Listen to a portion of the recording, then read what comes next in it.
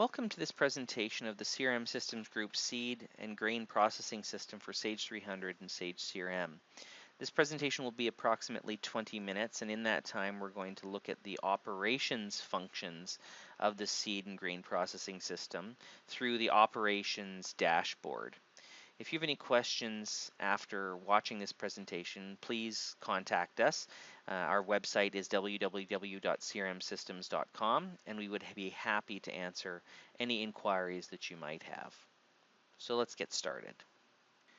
Operations functions are centralized on the operations dashboard, which is located here. If we click on operations, we'll load the dashboard. This dashboard contains a collection of information that's relevant for the individual who's going to be managing the operations of the facility. First block we have is customer position. So these are customer contracts that are in place, and it gives us information on who the customer is and what the product is for and how much in terms of the contracted quantity, how much has been filled so far, what's scheduled, i.e. booked, to be shipped out, and then how much is remaining on the contract that is unfulfilled.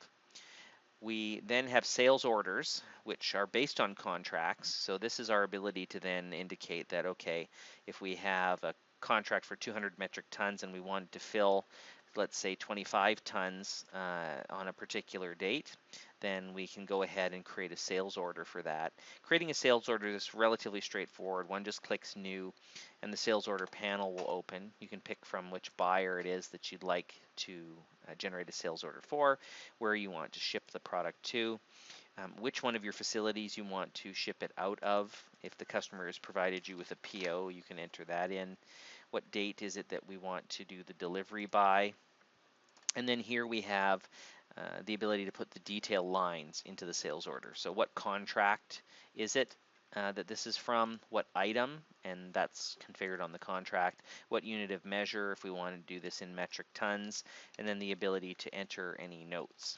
One thing about the Sage CRM interface is we have the ability to modify the columns and the fields that appear here. So if you wanted to track other values, such as the number of loads that were going to be shipped, or any tracking details such as what trucking company and everything was going to be used to fill this, or if they were going to be arranging their own transport, it's easy enough to add those things onto the screen.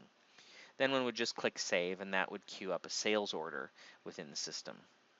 Okay, so the next thing down here is receive booking. So this gives us a view into scheduled receipts of inventory that are supposed to be arriving and when. We can see here there happens to be two, one at 9 and one at 10:30.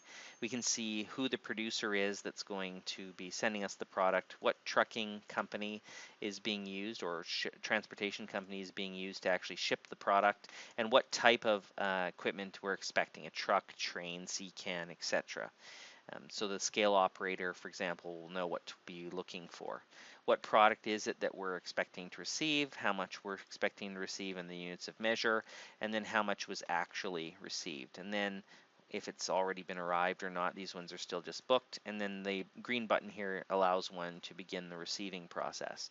Receiving isn't really an operations function. That would be an operation of the scale, which the scales functions are located up here, but they're there in case something was to occur and the operator had to actually process the receipt themselves. But this same panel appears on the scale block. The transfers block here for the operations person is our ability to schedule the movement of product between different bins within the facility. So this is tied into the bin tracking system. So we can see here, for example, that this is going to move from bin 102 to bin 108. And bin 108 is currently empty. This is the product. This obviously must be currently in bin 102. We want to move 50 tons, and we're going to use truck number 1 to actually move it between those particular bins. And you can see that if we click new, this is what the scheduling screen actually looks like. So we can say from a particular bin. So this is bin number / lot. So if we wanted to move from this bin and lot to another bin, we can see certain bins that are currently empty, like bin 109. This is the person we want to make the move. When do we require it by? Let's say by 4 o'clock p.m. What equipment or transportation company do we want to use? The bins can be stored off-site. So for example, if the bin was on a grower's farm, and you were tracking inventory in the farmer's bins, this might be a transfer to move from one of their bins to yours, or between bins within the facility, or even between, if you ran multiple plants, it might be between bins in multiple plants in different geographies. In that case, a transport company might be appropriate to move it long distance. Otherwise, we can use equipment that we have within our particular facility. Say we want to use truck number 2, and we want to move 25 metric tons of product. So that will allow for the scheduling of the move.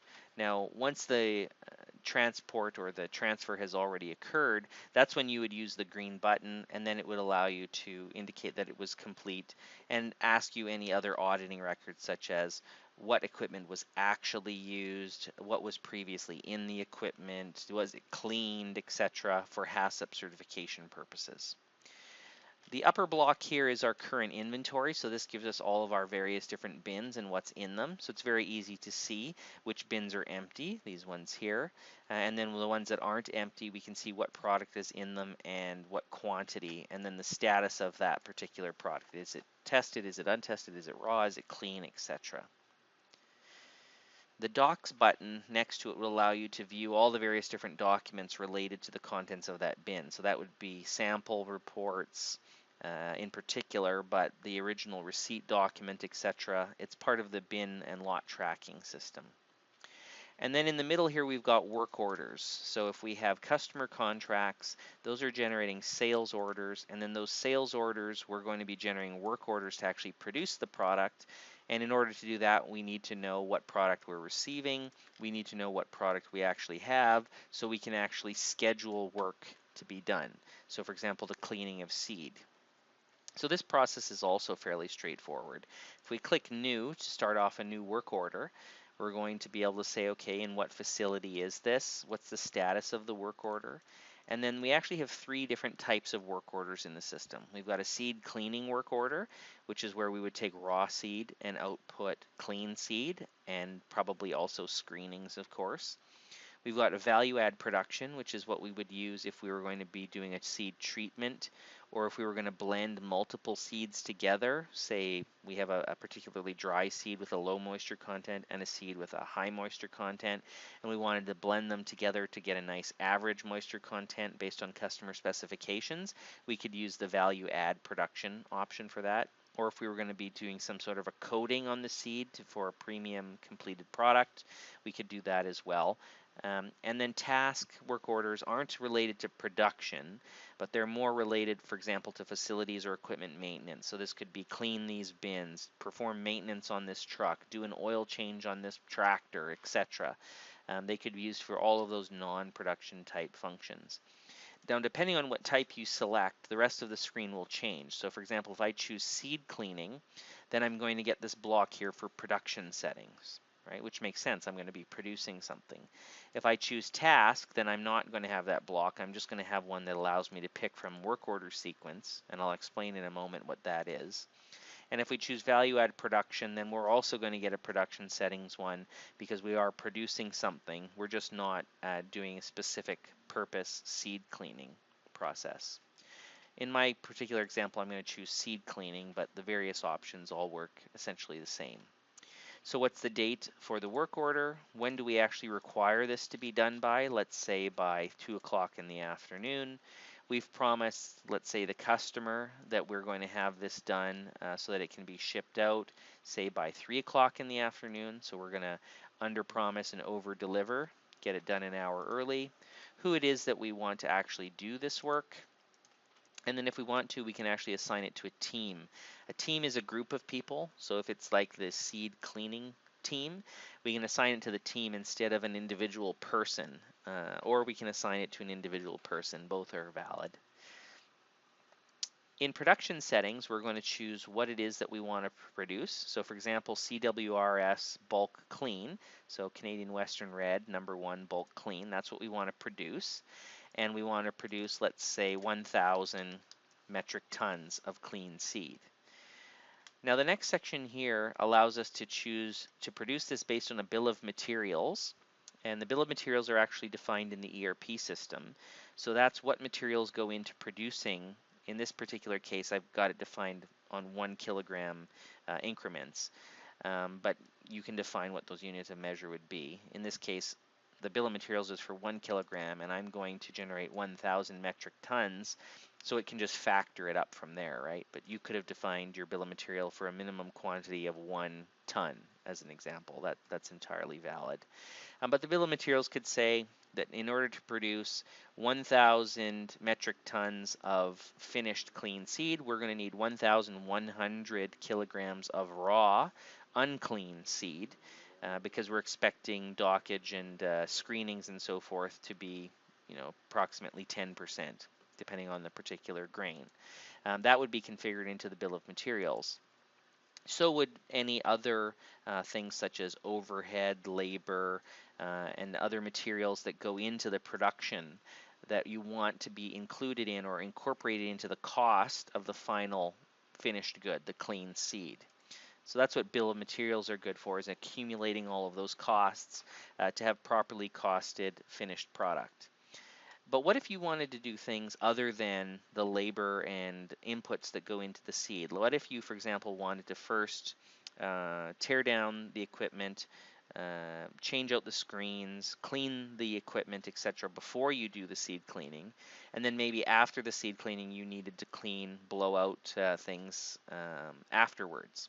But you don't want the costs and effort of doing those things incorporated into the actual finished product, the cost of the finished product on the bill of materials. Well, for that you can use a work order sequence.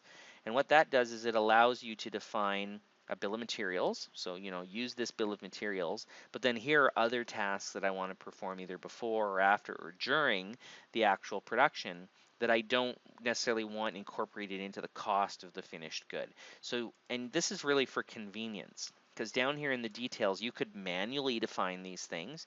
You could say, and I'll show you in a moment, you could say clean the bin, then do the production, then clean the equipment, right? That's perfectly valid in the details.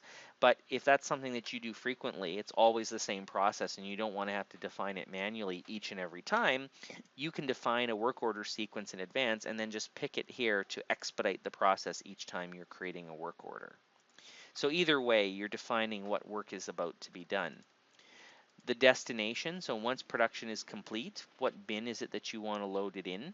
Here I have it configured only to show empty bins, but you could also configure it, for example, to allow empty bins or other bins that contain finished product that came from the same origin lot number, right? So if it came from lot A, and it became lot C, let's say, and then you do another production run and also coming from lot A, and that becomes it could go back, could be added into lot C, you would be able to choose that as well.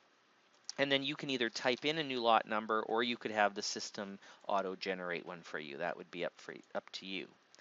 So those are kind of the header values, and then down here we can have the details.